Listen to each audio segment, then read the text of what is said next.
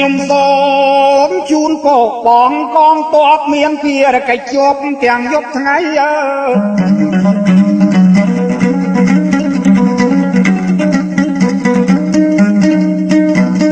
ខំការព្រាបៀព្រំដែនបរិយទឹកដីអង្គរឲ្យគង់នៅសូមបងកងទ័ពគ្រប់អាត្មាបងបានសុខាបរៀងទៅ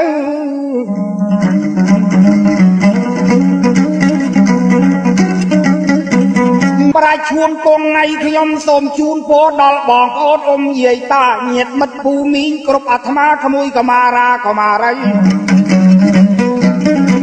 សូមឲ្យបានសុខទាំងថ្ងៃយប់កុំឲ្យមានជួបអាសន្នភ័យឈ្នះមាសត្រូវទឿន